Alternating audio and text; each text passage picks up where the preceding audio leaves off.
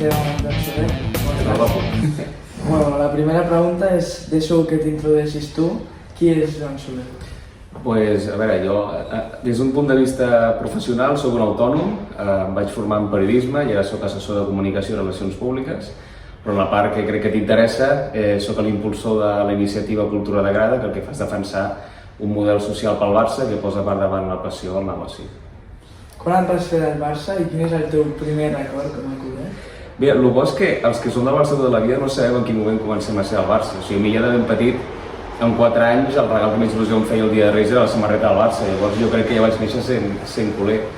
Però el primer record que tinc, et diré el primer record que tinc a l'estadi, que crec que era un Barça-Mallorca del 97, 98, on el Barça guanya 1-0, i era un partit on no sé per què estàvem a segona graderia i recordo veure els jugadors com molt grans, o sigui, de dir, uau, vaya bèsties, i clar, amb la immensitat de l'estadi allò em semblava, saps, el Monte Olimpo amb els déus, així que el primer record seria aquest.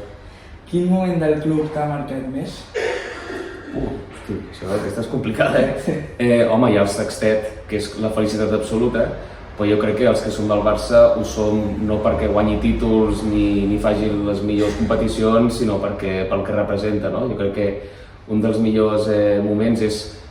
es podien haver implicat més, però en el cas del procés, doncs, el fet que permetés que la via catalana passés per allà, quan l'any 2003, crec que va ser, amb la presidència de la Porta, es va desplegar aquella senyera gegant per sobre de l'estadi, jo crec que al final ens acaba marcant més del Barça, més aquests moments d'implicació cultural i política a vegades, que no tant la futbolística, perquè la futbolística et diria el sextet, el triplet del 2015, tot i que després ens va comportar que guanyés el Bartomeu, i després els més de, no sé si són 17 anys de Messi al primer equip, que són animalades.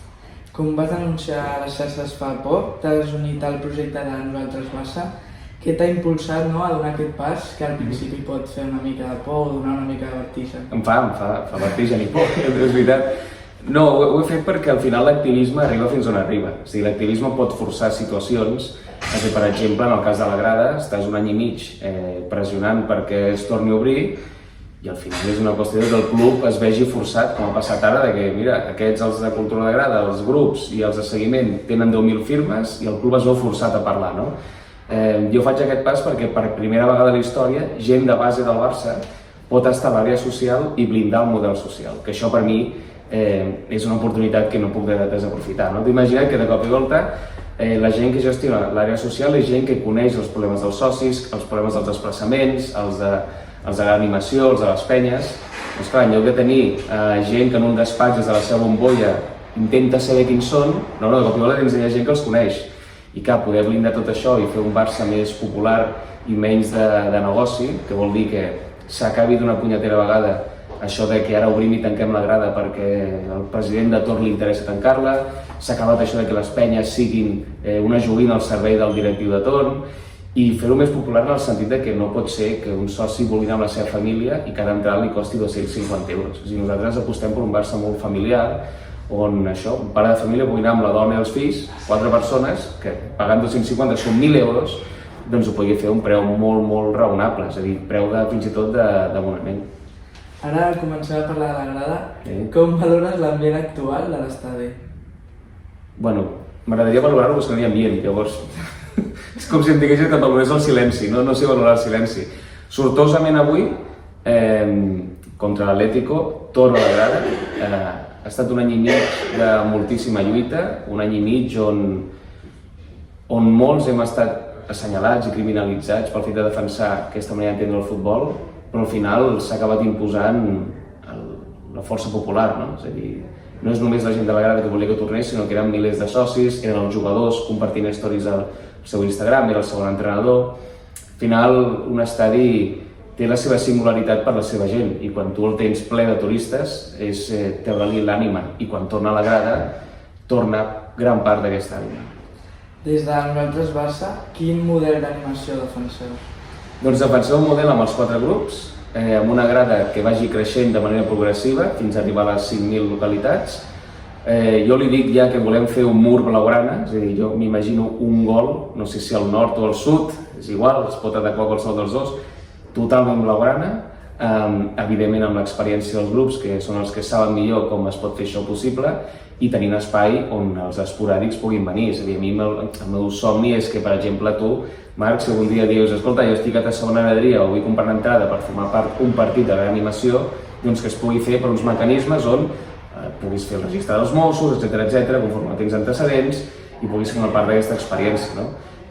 Jo t'he de dir que el que he viscut a la grada és una experiència única i tot aquells que el vulguin compartir te la comparteixin. Què és exactament el projecte Tot Grada i com va néixer?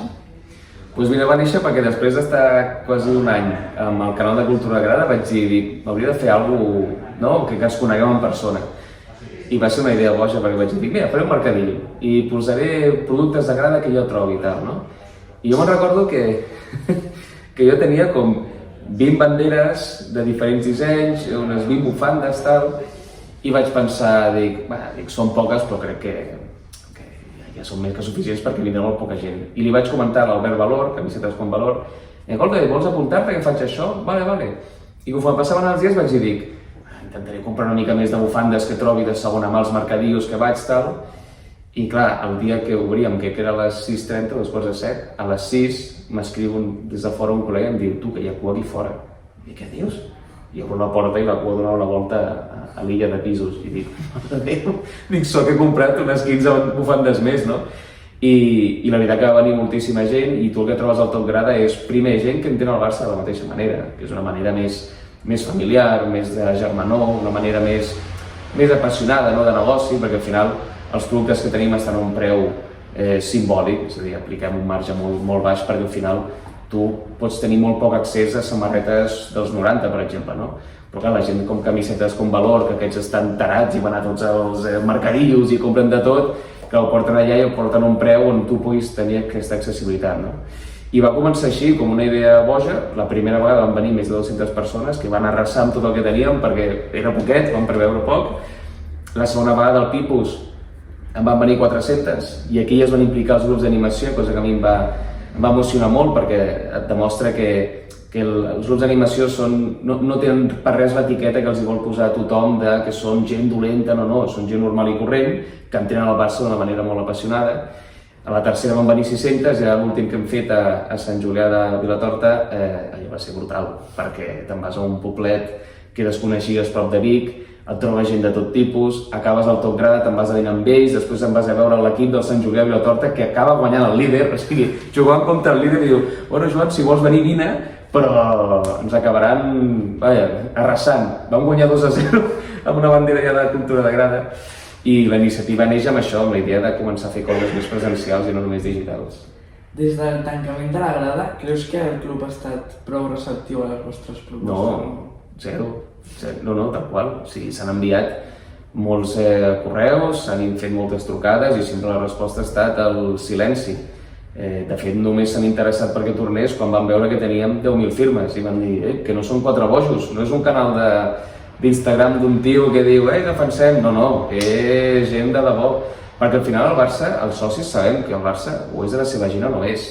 I els agradi més o menys els que dirigeixen el club, que jo els dic que són gent de la cultura del canapé, perquè només entenen estar a les seves llotges VIP, menjar-se els 4 sushis, agafar les coladents i treure's el pernil, però no tenen ni punyetera idea de què és el Barça de debò, que és el de carrer, és el que està a travessera, és el que el tio d'Amposta o la noia d'Amposta fa 2 hores en cotxe o autocar per poder veure el partit.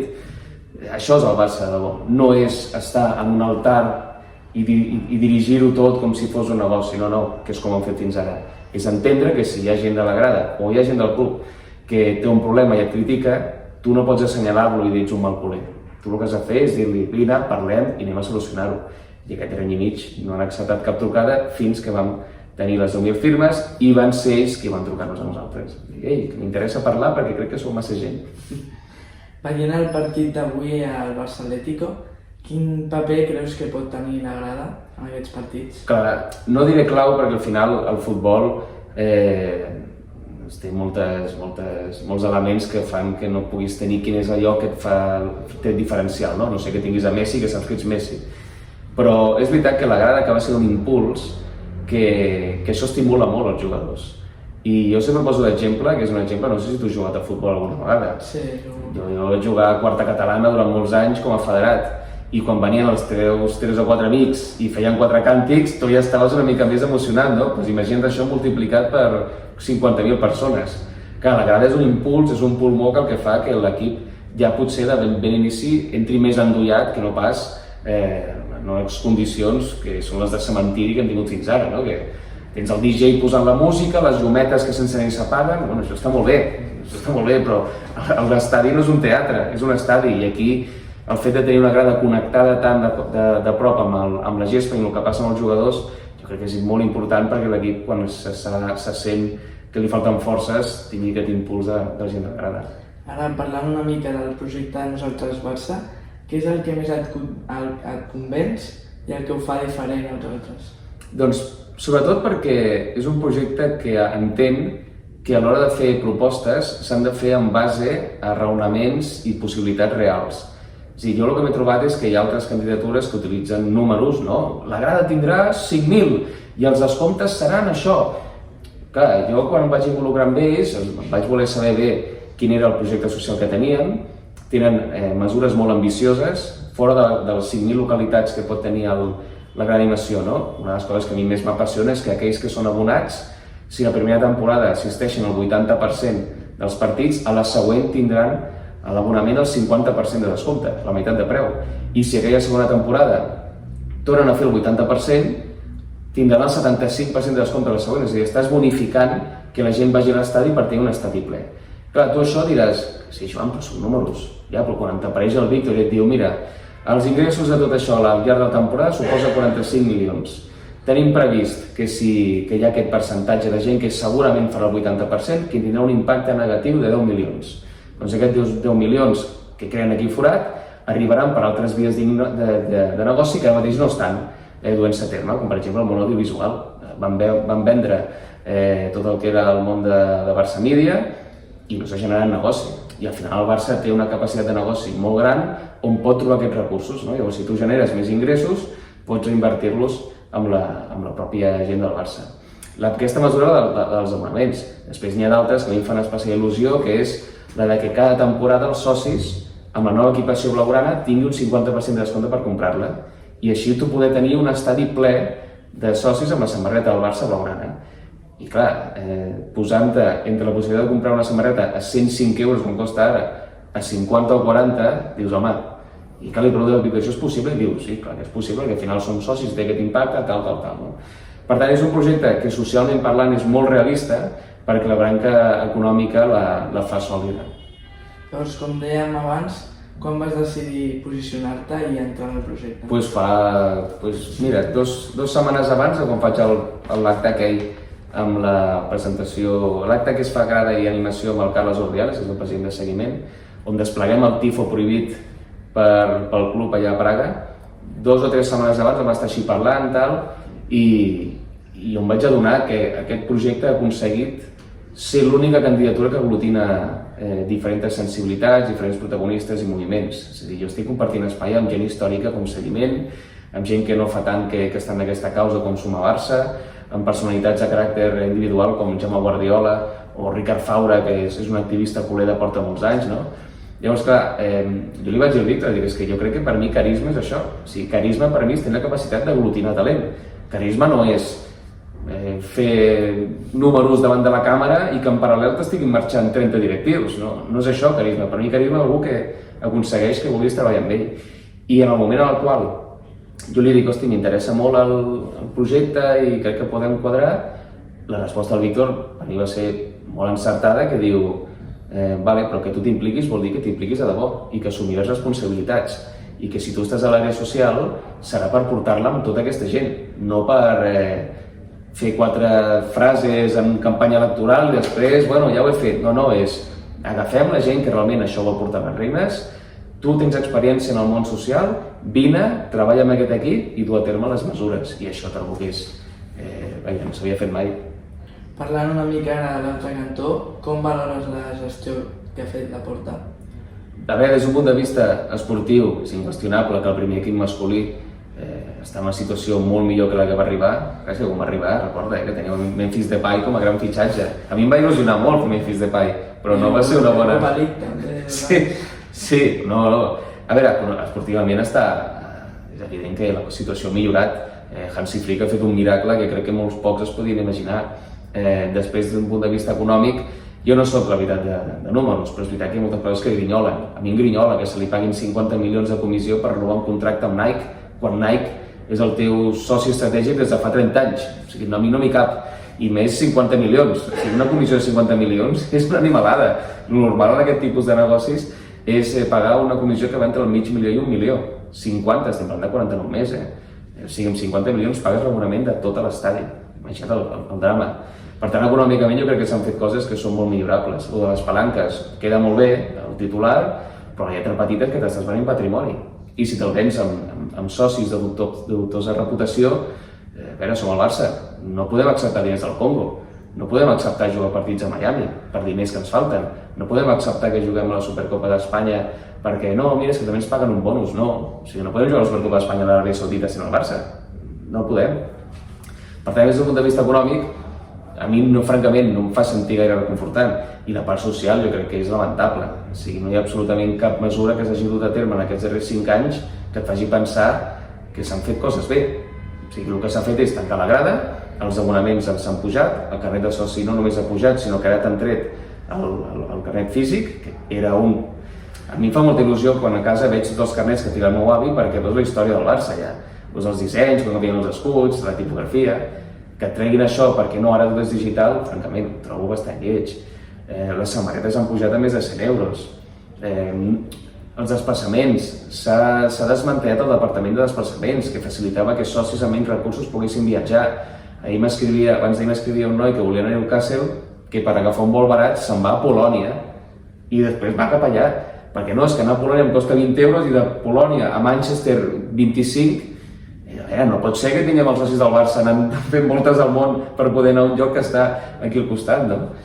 Per tant, la valoració que faig és que esportivament bé, econòmicament suficient, per no dir que insuficient, i des d'un punt de vista social, jo crec que el fet que jo hagi fet aquest pas et demostra fins a quin punt ho fem malament. Parlant ara sobretot del social, si tornés a guanyar la Porta, com t'imagines aquests 5 anys? Bueno, un drama. És que no hi ha més, sí. Al final hem de ser conscients del que acaba representant el model de club d'un president que tot passa per ell i pel seu ego i per la seva manera d'entendre-ho tot. O sigui, si no hi ha gran animació és perquè un dia es va cantar el Barça si la Porta no, ell li va agafar un atac d'emperador despullat, els hem de tancar. El mateix president que diu que és el president de que li agrada la gent i tal, no es relaciona amb les penyes. És un president que en cap moment ha agraït als socis el fet de desplaçar-se. És que és un soci que és un president que està d'esquenes a la massa social i que a més té un departament d'àrea social que encara està més d'esquenes. O sigui, Helena Fort, vicepresidenta social, s'ha passat 1 any i mig criminalitzant a la gran animació i tota la gent que forma part d'aquest espai. Tenim una comissió social que està formada per gent que bàsicament el que fa és estar a Twitter les 24 hores insultant a tota aquella gent que no pensa com ells, amb perfils anònims. Llavors, és tan lamentable i fins i tot repugnant que gestioni el Barça d'aquesta manera a la seva gent, que francament, si tornen a guanyar aquests darrers 5 anys, a mi em tocarà fer encara més activisme del que he fet fins ara. I ja et dic, hem aconseguit que torni la grada, podem aconseguir també moltes més coses els darrers 5 anys, malgrat els que estan allà dins. Molta gent s'està parlant o s'està dient. Tu veus viable una candidatura conjunta? Bueno, per mi tenia sentit això abans de les firmes. Ara es pot aconseguir, sí, però jo també soc d'aquells que pensa que si alguns no volen, tampoc cal estar aquí forçant la situació, no? Vull dir, a mi m'hagués agradat. Jo, de fet, en aquests darrers anys, sempre, quan se'n parlava d'això, jo sempre havia dit tant de bo anar tots junts, tant de bo anar tots junts. Però si després et trobes en què hi ha gent que no vol, tampoc cal forçar la màquina, no? Llavors, per molt que tinguis voluntat, hi ha una realitat que és tossuda, que és que nosaltres hem aconseguit aglutinar gent. Si altres candidatures no s'han volgut aglutinar, doncs crec que se'ls ha de preguntar per què no ha passat. Parlant de nosaltres, si guanyeu les eleccions, com t'imagines aquests 5 anys? Se'm posa el pell de gallina imaginant-ho, perquè al final jo m'imagino un estadi ple de socis, m'imagino fer desplaçaments amb més de 1.000 culers que poden fer a preus raonables, L'altre dia en un acte un noi em deia, dius que jo porto quatre peticions de desplaçament fetes i mai m'ha tocat. Llavors, poder establir un sistema de punts on fins i tot aquells col·legs que ho han demanat moltes vegades i no han pogut, doncs tinguin una valoració positiva per poder fer aquest desplaçament. El que més imagino són pares anant amb els seus fills i mares amb les seves filles i avis amb els seus nets a l'estadi. Que a mi això em posa la pell de gallina. Ara el que veus és em sap greu, el tiktoker de torn fent-se la selfie, que gran experiència estoy viviendo en el Camp Nou, que a mi això ho sento molt. Per mi, jo sempre ho he dit, els grans influencers que té el Barça no són creadors de contingut, són els pares i avis que et fan ser del Barça. És així de clar. I això s'ha oblidat en aquests darrers anys. Quan tu fas el 125è aniversari al Liceu, porta tancada, amb uns socis escollits a dit, amb els youtubers, els tiktokers o no sé què, t'oblides del que és més important del Barça, que són aquells que ens fan ser del Barça, que són la nostra família.